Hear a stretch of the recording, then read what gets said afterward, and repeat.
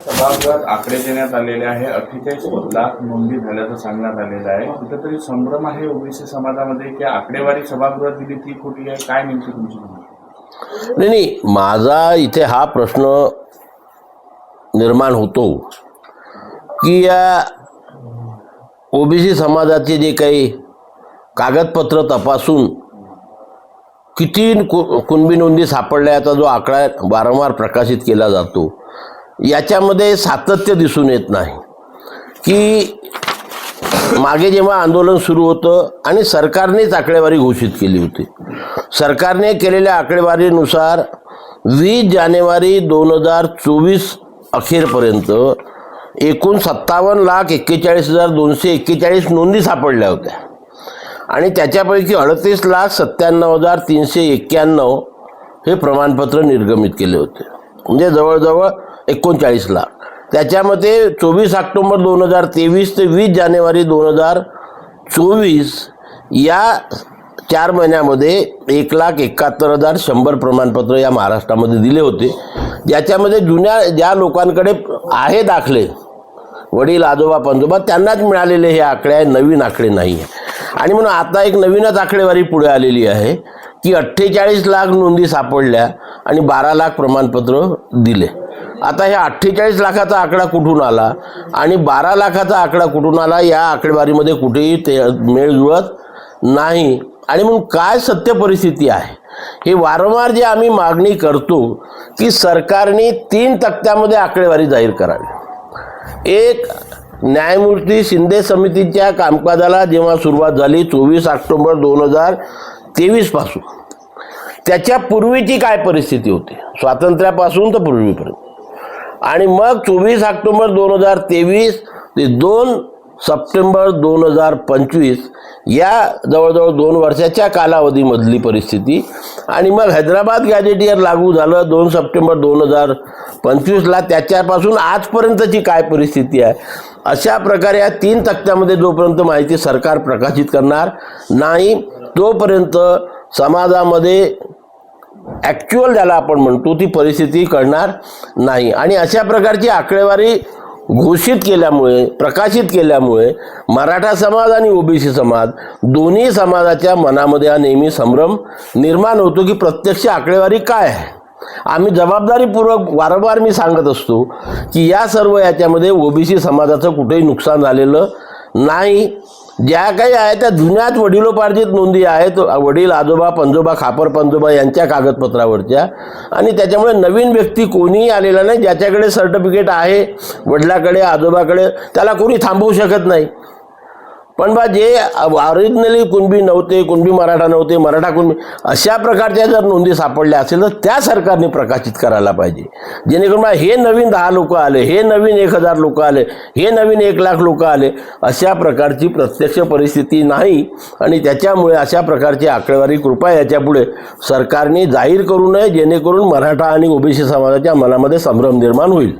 Sir, मध्यंतरी तुम्ही संभाजीनगर विभागाची आकडेवारी काढली होती तेव्हा मोजकेच प्रमाणपत्र देण्यात आले होते, 300-400 पर्यंत देण्यात आले होते. त्यामुळे हे लाखाचे आकडे जे आता दाखवले जातात ते चुकीचे आहे की तुम्हाला नेमकं काय वाटतं? नाही, नक्कीच ना. हे बघा, मागे सुद्धा मी जेव्हा सांगितलं आजपर्यंतची परिस्थिती अशी आहे की 390-395च्या वर प्रमाणपत्र 2 सप्टेंबर 2025 ते आजपर्यंत दिल्या गेलेले नाही.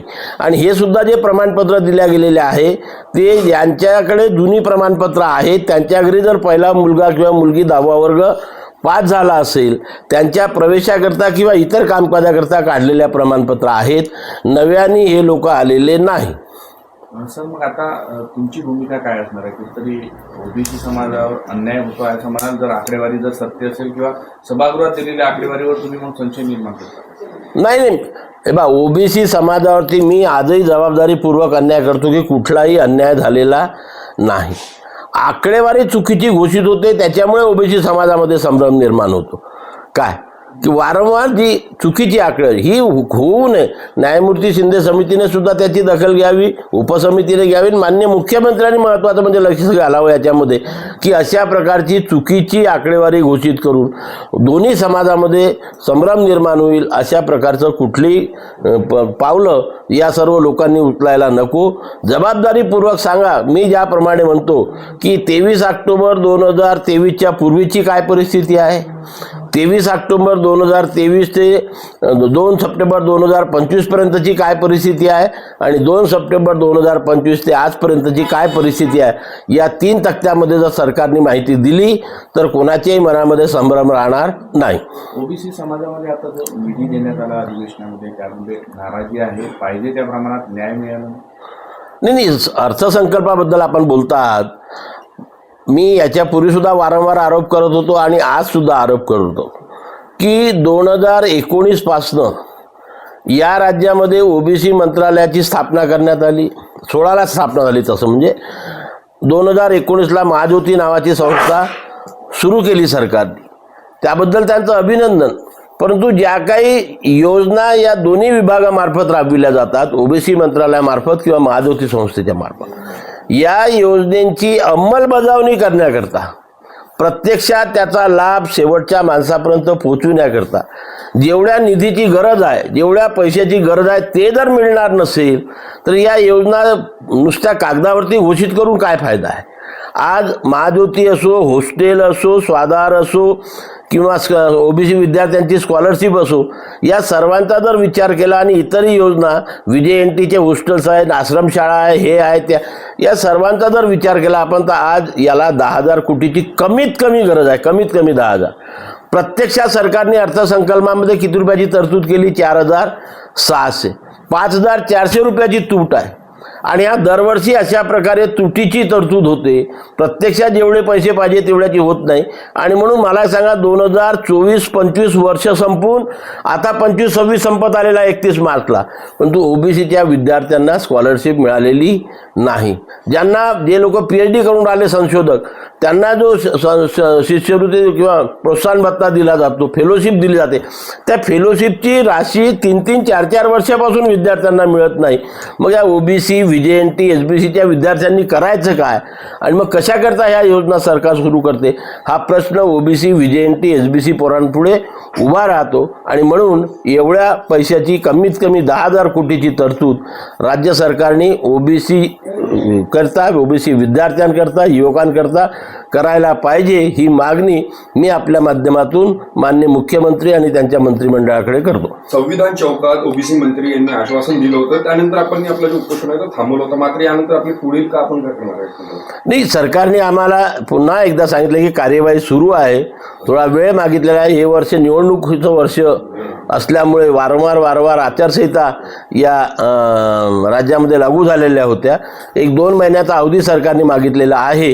त्यांनी मागितल्यामुळे आम्हाला द्यावा लागला. 2 महिन्यानंतर आम्ही आमची भूमिका पुन्हा आपल्यासमोर मांडू. आंदोलनाचा इशारा असणार? नक्कीच आम्ही आंदोलनासाठी फेमस आहो. आम्ही जेव्हा आमच्या मागण्या पूर्ण होत नाही, सरकारकडे करा, आंदोलन केल्याशिवाय काही भेट नाही. बाळ रडल्याशिवाय आई दूध देत नाही, म्हणून आम्हाला वारंवार रडावंच लागते. त्याच्याकरता धरणे, आंदोलन, उपोषणे करावे लागते.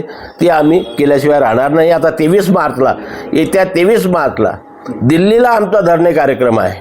काय केंद्र सरकारने जे ओबीसीची जातनिहाय जनगणना केलेली नाही, त्याची मागणी घेऊन की येणाऱ्या जनगणनेमध्ये ओबीसीची जातनिहाय जनगणना करण्यात यावी, ओबीसीचा कॉलम त्याच्यामध्ये टाकावा. UGCचं जे बिल पारित केलं होतं SC ST ओबीसी विद्यार्थ्यांच्या हितासाठी, ज्याच्यावरती सर्वोच्च न्यायालयाने स्थगिती दिलेली आहे, ती स्थगिती केंद्र सरकारने उठवावी आणि या ओबीसी समाजाला, SC ST ओबीसी समाजाला न्याय द्यावा ह्यासाठी. आणि इतरही ज्या मागण्या केंद्र सरकारकडे आहे की नॉन क्रिमिलेटची अट रद्द करा, रद्द करत नसाल तर 20 लाख रुपयाची मर्यादा करा. जे स्थानिक स्वराज्य संस्थांमध्ये आमचं आरक्षण कमी झालेलं आहे ते पूर्ववत 27% करायचं असेल तर 243 D6 आणि T6 मध्ये अमेंडमेंट करा. आणि इतरही ज्या मागण्या आहेत त्याच्याकरता 23 मार्च 2026ला दुपारी 2 ते 5 या कालावधीमध्ये आम्ही जंतर मंतरवरती 1 दिवसाचं धरणे कार्यक्रम त्या ठिकाणी करणार आहोत आणि सरकारचं लक्ष आमच्या मागण्याकडे वेधणार आहोत.